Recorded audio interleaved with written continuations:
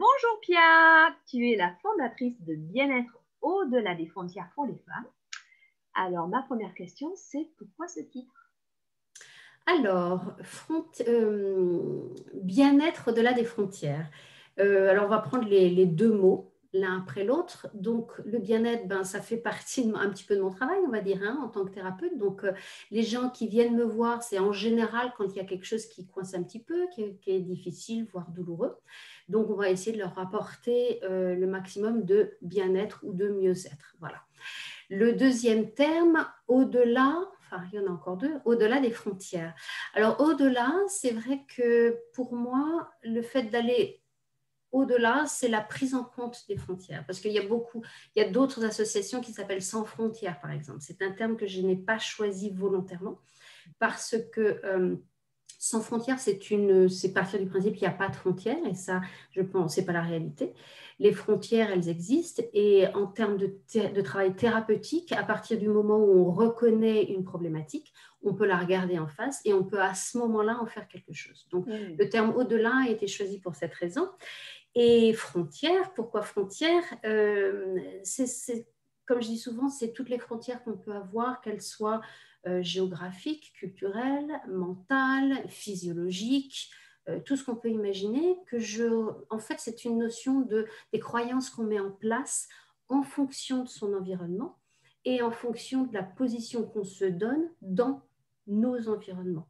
Donc, en fait, c'est ça la notion de frontière.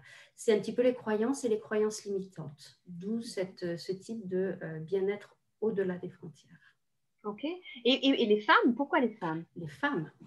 Les femmes, alors je pense que c'est, enfin je pense, j'ai toujours été intéressée par le travail avec les femmes particulièrement, ainsi que les mineurs, parce que très rapidement dans mon travail, j'ai commencé à travailler comme assistante sociale, je me suis vite rendu compte que les droits sociétaux, la reconnaissance sociétale de ces deux populations majoritaires, Mhm.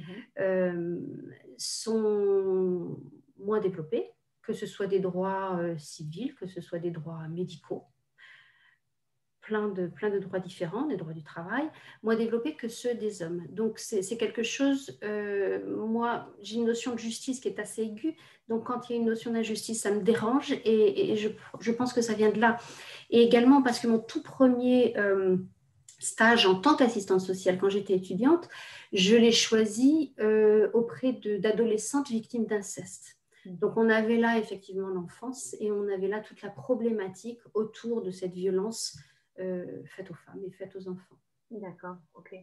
Et est-ce qu'il y a un type particulier de femmes que tu peux aider ou de mineurs? Alors, le travail dans lequel je me suis plus particulièrement spécialisée, c'est la traumatologie. C'est-à-dire que je travaille avec le trauma, avec des outils très particuliers et très précis. Maintenant, et les gens qui viennent me voir, parce que quand on parle de trauma, voilà, on parle de quoi? Ça, c'est la première chose à définir. Et ensuite, on travaille aussi énormément, voire que au début, au lieu de travailler sur le trauma directement, on peut travailler sur ce qui découle d'un Mhm. trauma, c'est les conséquences d'un trauma. Donc, des gens peuvent venir me voir pour des problèmes d'insomnie, par exemple, ou de dysfonctionnement des intestins. Je ne sais pas comment on dit IBS en français, très honnêtement. Tous ces troubles de la digestion, ces douleurs qu'il peut y avoir au niveau de l'abdomen et de tout le système digestif. Maintenant, il y a des gens qui ne sont pas traumatisés qui viennent me voir. Je travaille beaucoup avec l'anxiété sévère, la dépression sévère, les idées suicidaires. Je travaille en ce moment avec une personne qui a une phobie, une peur de conduire. Mhm. Et on ne se rend pas compte que les phobies, enfin les gens qui sont phobiques le savent, mais ceux qui ne le savent pas ne réalisent pas qu'une phobie va complètement prendre la main et le contrôle d'une vie. Par exemple, cette dame ne peut pas aller conduire ses enfants pour les activités. Voilà, donc tout un travail autour de la phobie également. Mhm. Euh, voilà, mais mon travail essentiel, c'est la traumatologie. D'accord. Et tu parlais des outils. Donc, quels outils utilises-tu pour traiter ces gens, ces patients? On peut dire des patients ou des... Je ne suis pas sûre qu'ils soient toujours patients. Les clients, j'aime pas trop cette relation business. Moi, je dis toujours, je prends une périphrase et ce sont les gens avec lesquels je travaille. Bien sûr. Donc, ça peut être un petit peu long, mais je trouve que c'est plus respectueux. Euh, je suis une opportuniste du travail thérapeutique, c'est-à-dire que j'utilise vraiment tout plein d'outils différents. Ma première formation, c'est de assistante sociale et c'est vraiment une base très solide que j'ai pu avoir parce que le tout premier outil, c'est la présence, c'est une écoute, c'est l'écoute active. C'est-à-dire qu'on n'entend pas les choses, mais on est avec la personne. C'est-à-dire tout ce qui se passe à côté, c'est de côté et je suis vraiment en relation très, très intense, j'ai envie de dire, avec l'histoire et tout ce que me donne à entendre, à voir et ce qui est entre les mots, ce qui est entre les gestes de la personne. Donc l'écoute active, c'est le premier outil, si on peut parler d'outil. Ça s'apprend et ça se développe. Par contre, il faut avoir une appétence au début, il faut aimer ce genre de choses. Après, les outils, il y a l'hypnose, je suis formée à l'hypnose, donc on en parlera peut-être après. Il y a le MDR, le Eye Movement Desensitization Reprocessing, qui est un outil très particulier qui a été développé pour travailler avec les traumas et que l'on peut utiliser en cas d'émotions difficiles, de choses qui sont bloquées. Tout ça, le MDR peut vraiment bien travailler avec. Il y a aussi, j'ai une formation à la pleine conscience, qui est quelque chose que j'ai découvert il y a quelques années, en 2008, et que j'utilise évidemment comme tout le monde, plus ou moins. C'est jamais très régulier, même s'il faudrait mieux que ça soit régulier, ça ne l'est pas.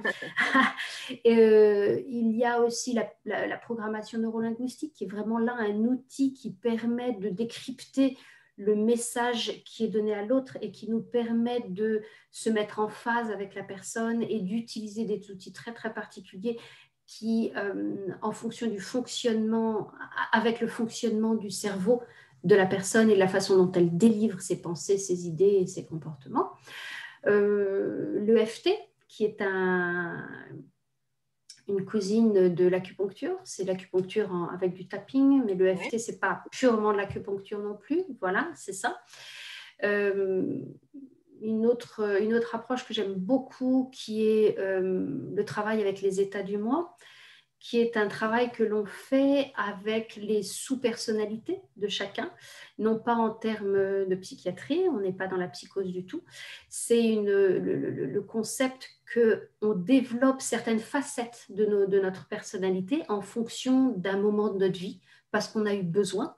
Donc, en fonction d'un moment, d'une situation, de personnes. Donc, tout au long de la vie, on développe une personnalité n'est jamais figée. Tout ça, c'est malléable et on s'adapte en fait. C'est une des caractéristiques de notre cerveau d'Homo sapiens sapiens, c'est qu'on s'adapte, en tout cas la majorité des gens, et donc on travaille avec ces différentes facettes de personnalité en les considérant comme des entités à part entière, parce qu'une facette peut avoir ses propres émotions, ses propres ressentis, ses propres peurs, etc. etc. Donc on fait un travail avec ça. C'est un petit peu une modélisation de l'approche en thérapie systémique, où on travaille avec la famille, alors que là, on travaille avec la famille interne, d'une certaine façon. Voilà. Et donc, ces outils, je peux les utiliser parfois ensemble. Enfin, c'est surtout l'hypnose que je peux utiliser avec d'autres outils. Je ne m'amuserai jamais à mélanger le MDR et le EFT, par exemple. On ne mélange pas ce type d'outils. L'hypnose est beaucoup plus souple et beaucoup plus malléable, et ça, je peux m'en servir. Alors, parle-nous de l'hypnose, justement. Qu'est-ce que c'est que l'hypnose? L'hypnose. Alors, l'hypnose, c'est un état de fonctionnement. Alors déjà, état. Il faut savoir qu'il y a toute une recherche et toute une guéguerre de spécialistes, évidemment. Les spécialistes aiment bien. Pour certains disant que ce n'est pas un état de fonctionnement du cerveau et d'autres disant c'est un état de fonctionnement. Mais ça, c'est la guéguerre des spécialistes. C'est déjà la guerre. Voilà, concrètement, dans ce avec quoi je travaille, la façon dont fonctionne le cerveau en état d'hypnose, c'est une focalisation très, très intense sur un élément particulier.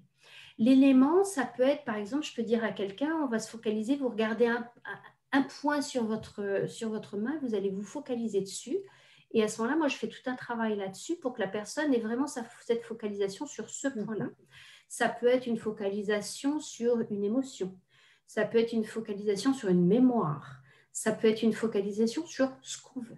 Okay. Ça peut être purement de l'imaginaire. Okay, c'est comme si on regardait avec la focale d'un appareil photo. Okay. C'est-à-dire qu'il y a une vision un petit peu tunnellaire, je sais pas comme, je français. Voilà. On sent quelque chose. Voilà, c'est vraiment une vision comme ça et une dissociation de tout ce qui est des éléments extérieurs, que ce soit les perceptions des 5 sens ou que ce soit la relation à l'autre. Tout ce qui est de l'extérieur, il y a une dissociation et de ce fait, il y a une association avec tout ce que la personne peut ressentir de son expérience interne. Okay. Et en hypnose, on a plein d'outils pour permettre d'arriver à ce moment-là, à ce point-là. Et c'est ce que j'appelle, moi, dans mon jargon à la Pia, ma théorie du bol de salade.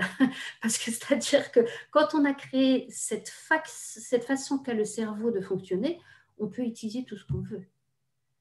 On peut utiliser tout ce qu'on veut comme outil thérapeutique. Okay.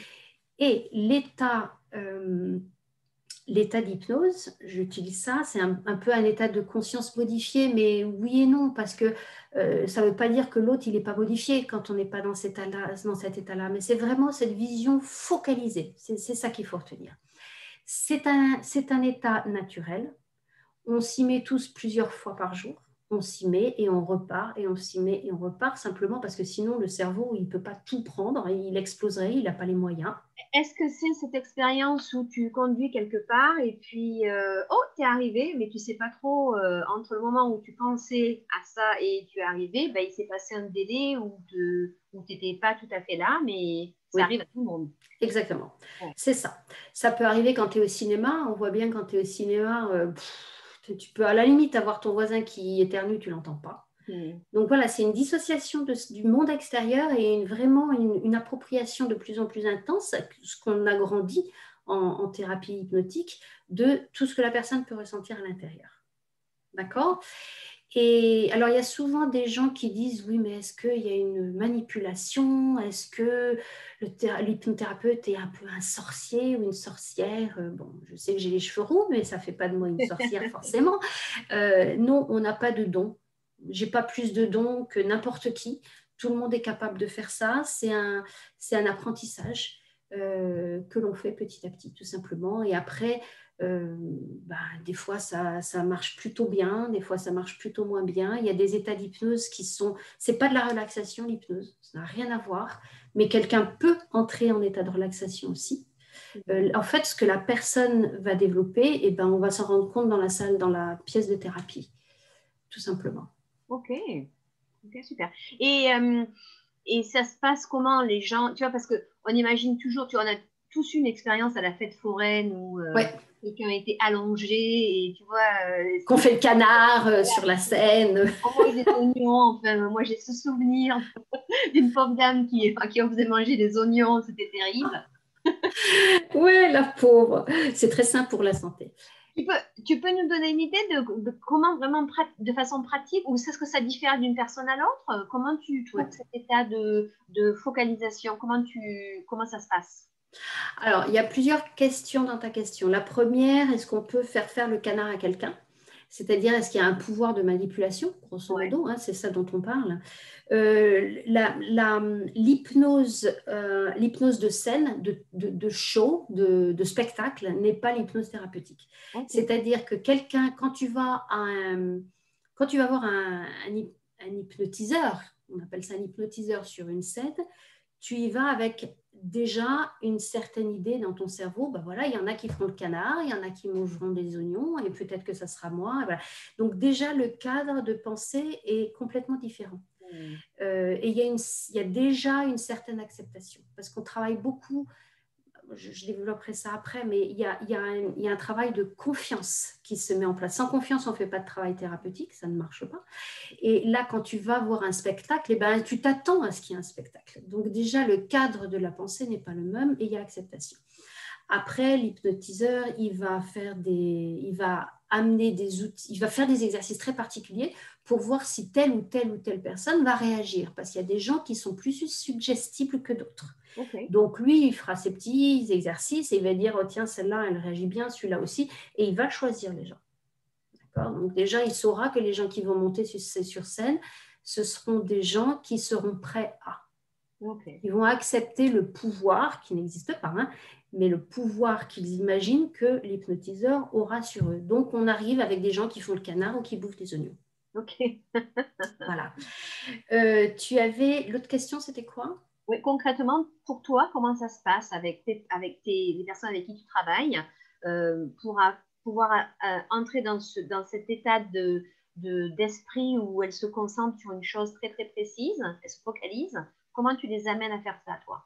Ok, donc c'est un petit peu ce que je disais tout à l'heure. Donc ce point de focalisation, on peut y arriver avec quelque chose de très physique. C'est-à-dire que moi, dans mon bureau, par exemple, j'ai un autocollant d'un petit oiseau. Donc je peux demander aux gens de regarder l'autocollant du petit oiseau, mais pas dans son intégralité, juste un point du petit oiseau. Et à partir de là, je leur fais développer autant de sens que possible pour euh, concentrer la focalisation de leur attention sur ce petit point. Et je ne parle pas comme ça. Je vais avoir une voix qui va complètement changer. Je vais parler comme ça, je vais les accompagner. Et petit à petit, si tu veux, je vais aussi faire des suggestions. Tu ne mets pas quelqu'un en hypnose si déjà il ne te fait pas confiance. Donc il sera prêt. Il sait qu'il ne sera pas en danger avec moi. Il sait qu'il est là parce qu'il est en thérapie. Donc il donne son accord, que ce soit verbal. D'ailleurs, je demande toujours aux personnes, est-ce que c'est OK? Est-ce qu'on peut commencer?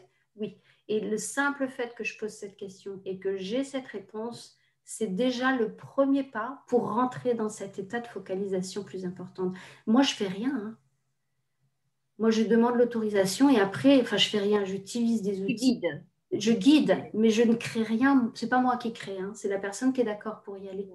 Et donc, ça peut être un point physique où, grosso modo, je leur dis de commencer à observer de plus en plus peut-être les couleurs, peut-être les différentes teintes qu'il y a, parce qu'il y a des éclairages différents, de remarquer la forme. Et puis, j'introduis des suggestions. Et plus vous verrez cette couleur de façon précise, et plus vous sentirez vos paupières qui deviennent lourdes.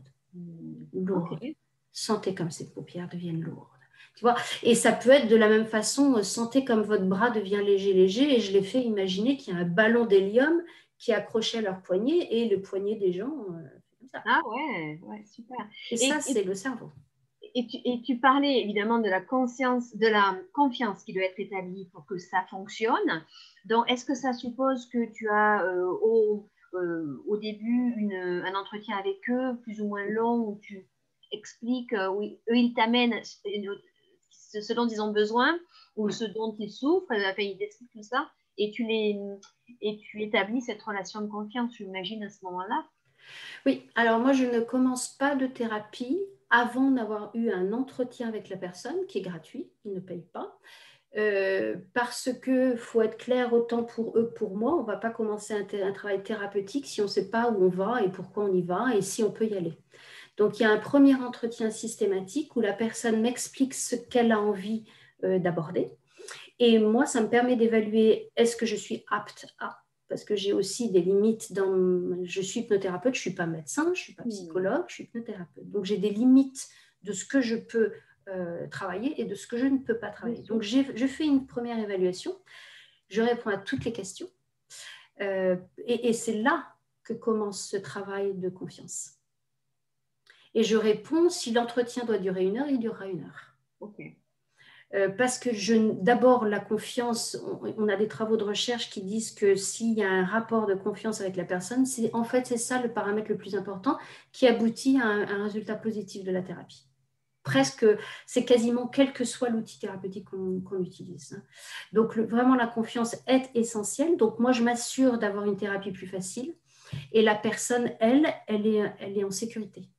Et ça, c'est quand même l'essentiel. Elle est en confiance, ouais, non, complètement. Tout à fait. Ok.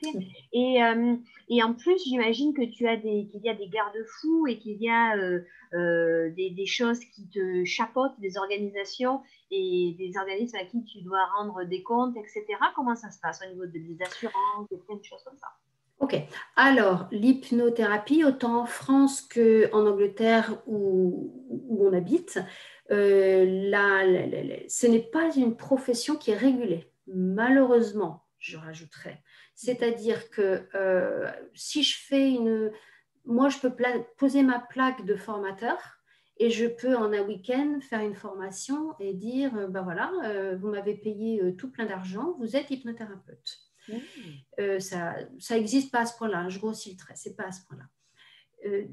C'est-à-dire qu'il n'y a rien qui régule.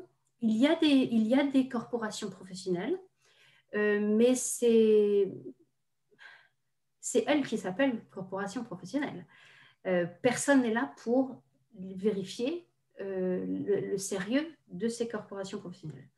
Et ce que je peux dire, c'est qu'il y a des corporations professionnelles qui sont extrêmement sérieuses. Vraiment, je le dis, je le pense. Il y a des professionnels qui sont extrêmement bons, vraiment très bons. Et puis, il y a des gens qui sont moins. C'est un peu comme le plombier, hein. Il y a des bons, il y a des moins bons. Mais on a des assurances professionnelles qui s'assurent, par exemple, qu'on a tant d'heures de formation professionnelle par an. On doit le prouver, sinon on ne peut pas être assuré professionnellement. On a aussi donc ces corporations professionnelles qui nous donnent un cadre éthique pour les gens qui ont besoin. C'est une référence éthique. De là à dire qu'elles sont toutes bonnes, non. C'est pas une profession régulée, donc il faut le savoir, c'est important. Et moi, j'inviterais juste les gens, s'ils ont envie de consulter un hypnothérapeute, de se renseigner un petit peu, s'ils ont des amis qui connaissent un bon hypnothérapeute, c'est peut-être la meilleure des choses. Le bouche à oreille. Hein. Ouais, ok. Et combien de temps, en moyenne, dure une thérapie? Ça doit varier, j'imagine. Ça varie énormément. Je voudrais juste finir un petit truc sur le cadre professionnel important. Il y a des supervisions aussi, hein. Malheureusement, parce que c'est pas une maladie, c'est intéressant. C'est pas une profession réglementée, ce n'est pas obligatoire. Personnellement, j'ai une supervision par mois au minimum et je suis moi-même une thérapie. Dans le cadre de mon travail, j'estime que personnellement, j'estime que ça doit être obligatoire, autant la supervision que la thérapie. Et la supervision, elle est assurée par qui? Par un collègue qui est superviseur.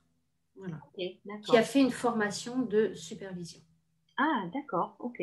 Les formations de supervision étant aussi générées par les organismes professionnels. D'accord. Mais donc non obligatoire, on a l'impression. Non obligatoire. Mais donc tout à ton crédit que toi tu le fasses et non, très bien. Ok. D'accord, super. Voilà. Donc thérapie, combien de temps en moyenne, tu penses? Alors, thérapie, combien de temps? C'est vraiment compliqué de répondre à cette question et les gens posent cette question et c'est normal qu'ils posent cette question. Ce que je dis toujours, c'est qu'il va falloir très souvent attendre. Une thérapie, il y a 3 phases, grosso modo. Il y a une phase de stabilisation, une phase où on travaille le changement et une phase de consolidation et d'ouverture vers le futur. Grosso modo, c'est ça la structure d'une thérapie. Pendant cette phase de stabilisation, c'est là où moi, en tant que professionnelle, je vais sentir s'il y a des blocages particuliers ou s'il y a plus de fluidité mentale. Évidemment, avec plus de fluidité mentale, ça avancera plus vite. Donc là, je vais pouvoir commencer à vraiment sentir les choses. Et là, je vais pouvoir répondre plus facilement à cette question-là. Sachant qu'en thérapie, il faut toujours s'attendre à l'inattendu et qu'il peut y avoir des blocages pendant la période de changement et qu'il peut y avoir des blocages pendant la période de stabilisation au début et puis plus rien après. Enfin, on ne sait jamais. C'est quelque chose de très, très malléable. Mais en général, durant cette période de stabilisation, qui grosso modo est la période où on met en place le maximum de ressources pour que la personne puisse être suffisamment solide, avec une fondation solide, pour pouvoir aborder le travail de changement.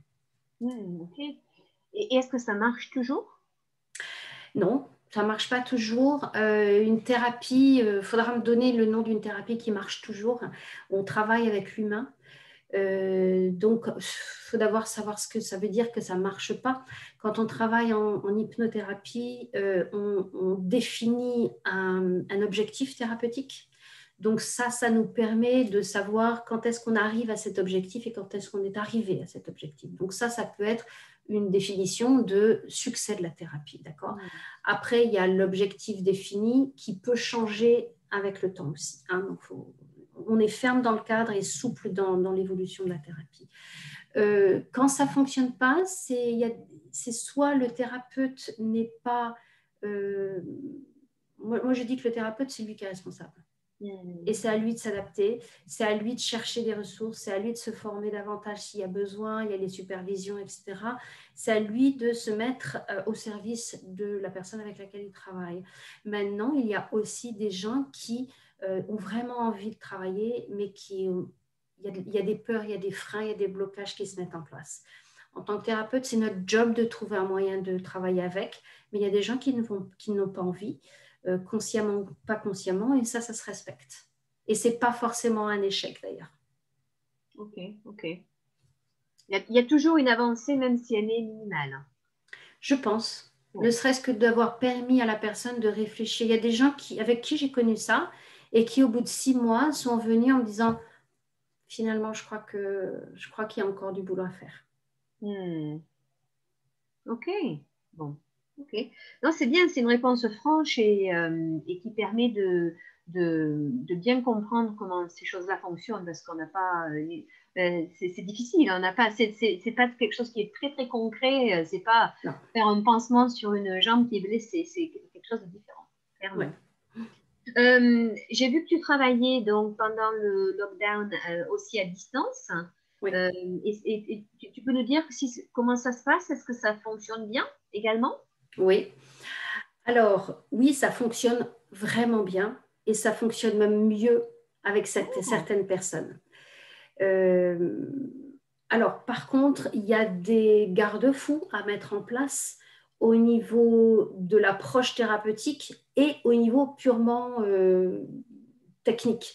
C'est-à-dire que moi, si je fonctionne avec ça, c'est parce qu'il faut que la personne m'entende bien.